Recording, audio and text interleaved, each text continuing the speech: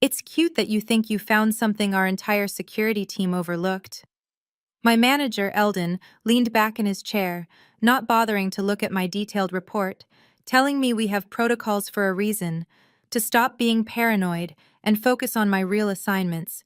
His dismissive wave, feeling like a slap after I'd spent 3 weeks documenting an authentication gateway vulnerability, so obvious it made my skin crawl, thinking about the millions of users it put at risk.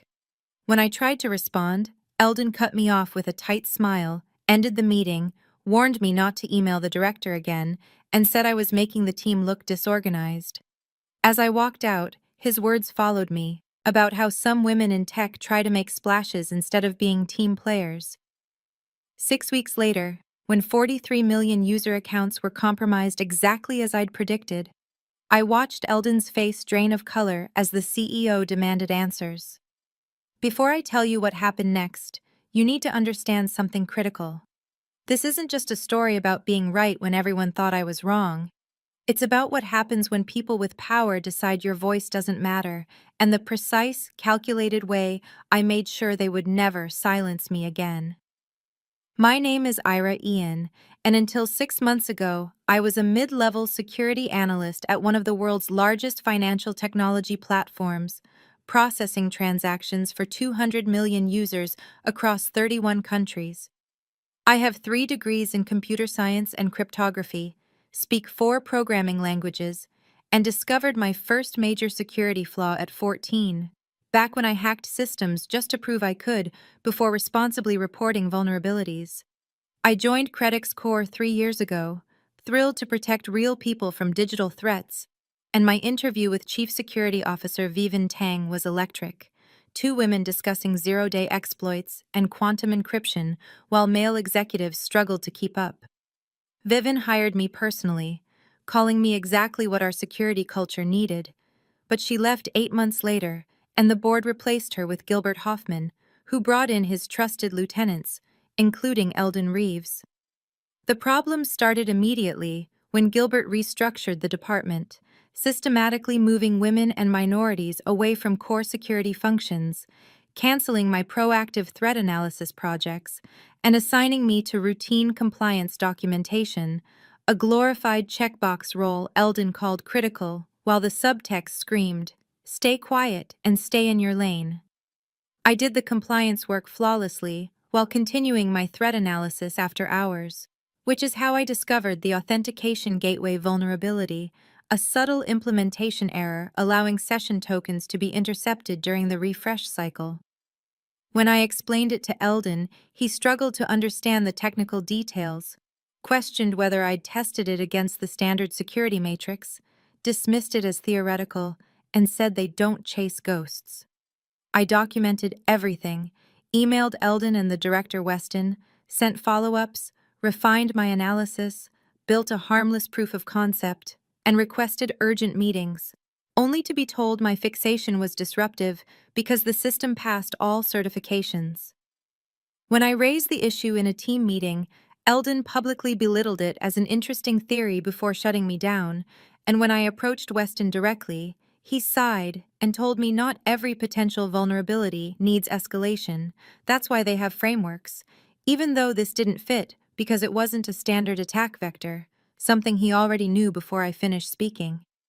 "That's precisely why we prioritize known threats," Weston said, explaining that the exotic scenarios I was imagining might make great conference talks, but they were running a business. "It's not exotic," I replied, telling him I could demonstrate it right now. But he shut me down firmly, saying that wouldn't be necessary, and instructing me to focus on my compliance documentation, where they needed my talents. Each rejection hardened my resolve. I documented everything, every email, every dismissed warning, every condescending response, 32 separate communications over 6 weeks, each more urgent than the last, all stored on secure personal storage outside company systems. My colleagues began avoiding me, conversations stopping when I entered the break room, and I overheard Eldon telling another manager I was too emotional about theoretical edge cases.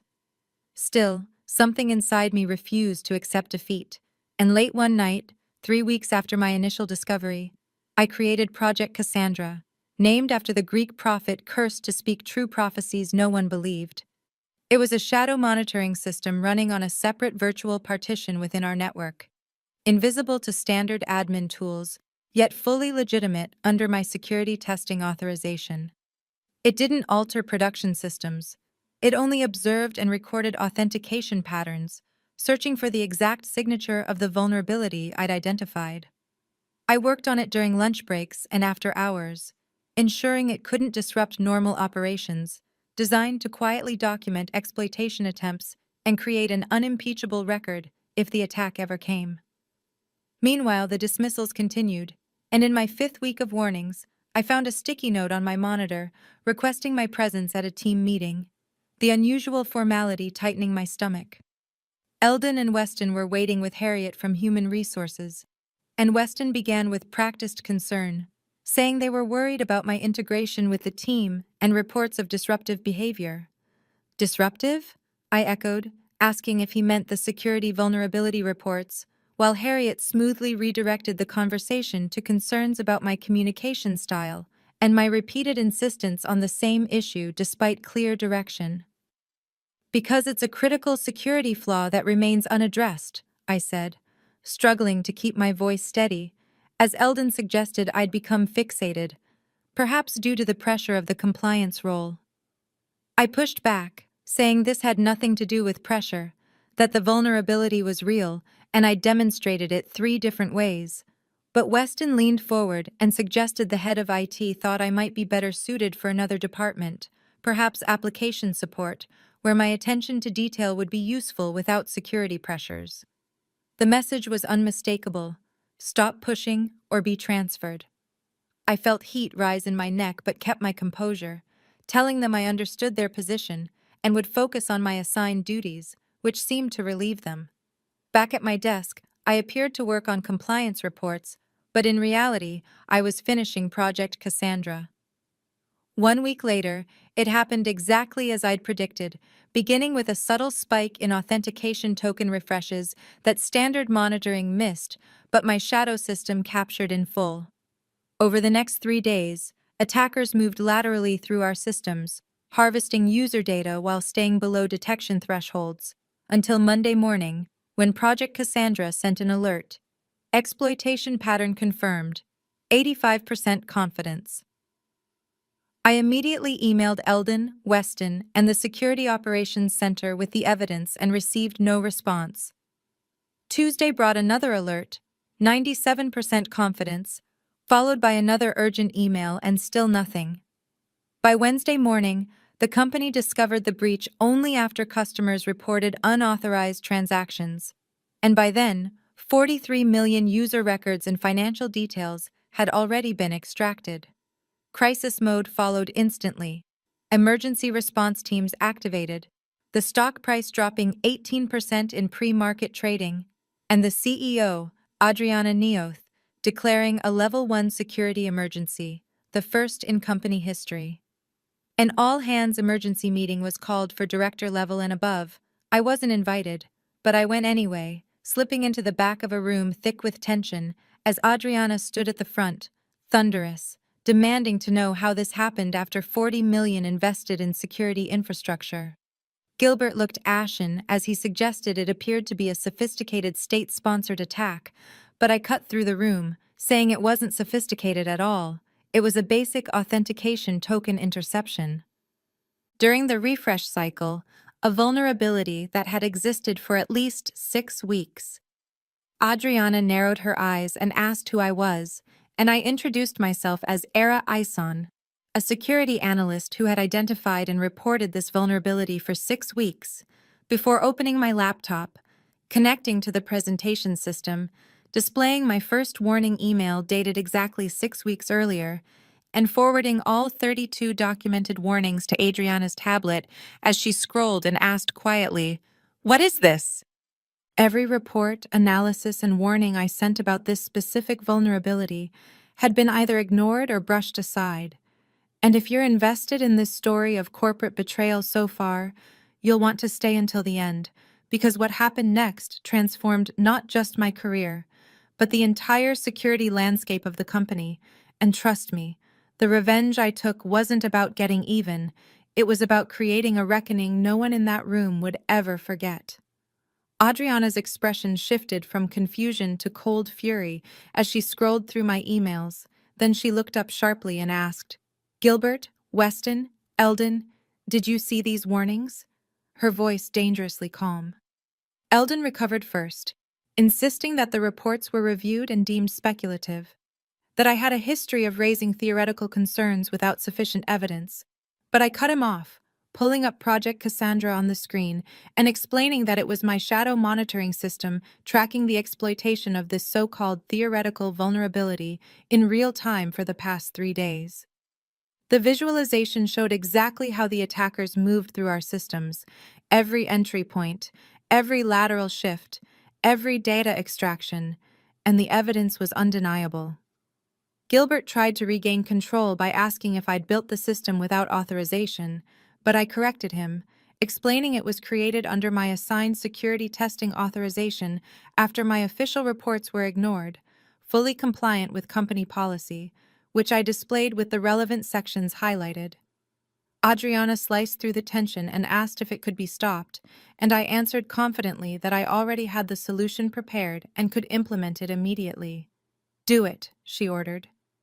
Within 30 minutes, I was authorized to deploy my patch, moving to a security operations terminal, while every eye in the room followed me. My fingers flew as I explained the countermeasures I'd prepared weeks earlier, targeting the authentication token validation sequence, closing the millisecond gap during refresh cycles, and implementing parallel session detection. The room stayed silent, except for the soft rhythm of my keyboard, executives who had never noticed me now watching my every move. After 12 minutes, I announced the first phase complete, the vulnerability patched, and began implementing detection routines to identify compromised accounts. Adriana stepped closer and asked how bad the damage was, and I displayed the assessment on the main screen. 43.2 million user accounts compromised, financial data, personal information, transaction histories exposed, attackers maintaining access for approximately 76 hours. A collective groan swept the room, the CFO visibly shaken, but I continued, explaining I'd identified the exfiltration patterns, that the attackers were methodical, extracting data in specific batches through proxy servers, and that we could trace the flow and potentially recover some data before distribution. "Do it," Adriana commanded. For the next 4 hours, I led an emergency response that should have been handled by the very people who'd ignored my warnings. The boardroom transforming into a crisis center, with executives bringing me information instead of the reverse. Eldon tried repeatedly to insert himself, but his questions exposed how little he understood the systems he claimed to oversee. By midnight, the breach was contained, all compromised accounts identified, and required security notifications initiated. The damage was severe, but not catastrophic, not because of our security systems, but because Project Cassandra caught it early. As the team dispersed around 2 in the morning, Adriana pulled me aside, exhaustion clear in her voice, and said she needed to understand exactly what had happened. Not just the technical failure, but the organizational one, asking me to prepare a comprehensive briefing for the next morning with just her and the board. I agreed, and when Eldon tried to interject that he should be present as security manager, Adriana shut him down with an icy stare, telling him he'd have his opportunity to explain separately. I went home for 3 hours of restless sleep, then returned to prepare my presentation, choosing not PowerPoint slides or dense jargon, but a simple timeline, my discovery, every warning, every dismissal, and the final breach, letting the evidence speak for itself. At 9 a.m. sharp, I entered the executive boardroom, Adriana at the head of the table, surrounded by 9 board members, whose expressions ranged from curiosity to open hostility. "Miss Ean," Adriana began, "please help us understand what went wrong and how to prevent it from happening again." I connected my laptop, pulled up the timeline, and began, 6 weeks ago, I identified a critical vulnerability in our authentication system, and instead of telling them what happened next, I showed them, playing the recordings I'd made of my meetings with Eldon and Weston, the dismissive tone, the condescension, the subtle and not so subtle attempts to silence me, all captured in high-definition audio and video, until one board member frowned and asked, "You recorded private conversations?" Credic's core security policy, Section 18.4, requires all security analysts to document every discussion related to potential vulnerabilities. I replied while displaying the highlighted policy, explaining that I had followed protocol. I continued through the timeline, showing email exchanges, meeting notes, and finally the data from Project Cassandra that proved I could have prevented the entire breach if anyone had listened. The technical failure is simple to fix, I concluded, and I've already implemented the solution. But the organizational failure is far more complex. What do you mean by organizational failure? Asked Benita, the longest-serving board member. During my investigation, I discovered something more troubling than the vulnerability itself, I said, taking a deep breath, because our entire security response infrastructure exists largely on paper. I displayed new data focused on emergency response systems, explaining that for the past 2 years, quarterly security drills reported nearly identical perfect metrics: incident detection in 47 seconds, team assembly in 3 minutes, containment in 12 minutes, numbers that hadn't varied more than 5% across 8 drills. The board nodded, pleased, until I explained that such consistency is statistically impossible for human teams across different threat scenarios. I showed actual system logs from the last 4 drills, revealing that critical security systems were never activated, response teams never assembled, and containment protocols never initiated, meaning the reports were fabricated. The room erupted as Gilbert protested it was impossible, claiming he personally oversaw the drills, and I calmly agreed before displaying another document showing that, under the executive compensation plan, he and his direct reports received $4.3 million in bonuses, tied partly to those results. Adriana's concern hardened into fury as she asked if I was suggesting the team falsified data for financial gain, and I replied evenly that I wasn't suggesting it. I was proving it, displaying communication logs between Gilbert, Eldon, and other senior managers, discussing how to reuse previous drill numbers instead of running real exercises. Silence fell as the implications sank in. Credict hadn't just ignored a warning, it had been systematically deceived about its crisis readiness. When the real breach happened, I explained, the response was chaotic because we had never truly practiced, the systems existing on paper while the human elements remained untested. Adriana asked what I recommended, and I closed my laptop, outlining a complete restructuring of security operations with independent oversight, separation of assessment and response teams, and a culture that values security concerns regardless of who raises them. What followed were 3 hours of intense questioning about accountability, legal exposure, and customer notification. And throughout it all, I stayed calm, because this was no longer about my vindication, but about repairing a broken system. Around noon, Adriana called a break and asked me to stay, noting my composure, and when she asked what I wanted, promotion or my own team, I said I wanted to rebuild the security culture from the ground up, with real structural change. She nodded and mentioned the board was considering an independent security division reporting directly to them. And I agreed, only if it came with real authority and resources, which she promised. When the meeting reconvened, decisions were announced. Gilbert, Eldon, and Weston placed on administrative leave, an independent audit authorized, and a new security integrity division created, which Adriana asked me to lead effective immediately, an offer I accepted with a single nod. The following weeks were intense as PR teams managed fallout, regulators investigated, and stock prices fell, while I built a trusted team, rebuilt the security infrastructure, implemented real checks and balances, transparent reporting, and an anonymous disclosure program protecting whistleblowers. The transformation wasn't just technical but cultural, with every executive undergoing security training and a new security-first mindset taking hold. And 1 month later, an external investigation confirmed everything I'd uncovered, and more. Gilbert and his inner circle had dismantled real security while fabricating compliance, cutting corners to boost margins and performance evaluations. The legal consequences were swift, with Gilbert and 3 others facing criminal charges for securities fraud, Eldon avoiding prosecution but being terminated for gross negligence, and several board members resigning over failures of oversight. And through it all, I maintained meticulous documentation of every decision, every change, every improvement, ensuring Credit would never again suffer from institutional memory loss around its security practices. 3 months after the breach, we had implemented a completely overhauled security system. Customer trust was slowly returning, the stock price had recovered about half its losses, and my security integrity division had become a model others in the industry began to emulate. But my revenge, my true revenge, came in a way I hadn't expected.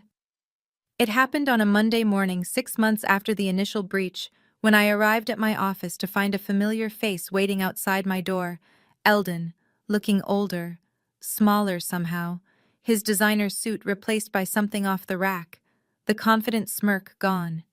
He asked if I had a moment, his voice stripped of condescension, and I let him in, taking my seat behind the desk in the corner office that once belonged to Gilbert, while he perched awkwardly in a visitor chair. He explained he'd been consulting for Brightline Financial and had been asked to personally deliver a security assessment, but someone had sent them the full report on the Credit Core breach. His contract was terminated, and he was told to retrieve all materials immediately.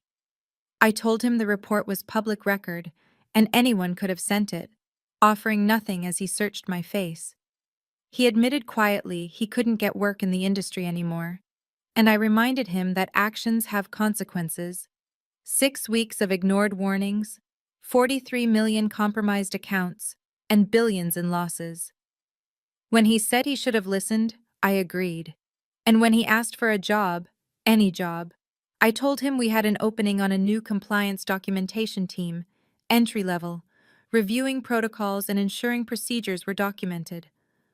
Hope flickered as he accepted instantly, and I slid the employment paperwork across the desk with one condition. He would report directly to me, delivering a detailed compliance report every Monday morning, reviewed with the same attention he should have given my warnings. He understood, and I made it clear this wasn't about humiliation, but accountability, about building systems where concerns are heard regardless of who raises them, because our users trust us with their financial data, and that trust must be sacred. His first assignment would be documenting the new vulnerability response protocol, ensuring no warning is ever ignored. And as he signed with a shaking hand, I felt no triumph, only the satisfaction of a system restored to balance. After he left, I looked out over the city and understood my revenge was never about firing Eldon or gaining power, but about transforming the security culture of a global financial company, creating systems where no voice could be silenced, and what happened to me could never happen again. And every Monday since, Eldon delivers his report while I remind him that security isn't about fear or paranoia. It's about respect for users, systems, and every voice willing to speak up to protect them. And if this story resonated with you, share a time your warnings were dismissed and what happened next. Because sometimes being called paranoid just means you see dangers others refuse to acknowledge.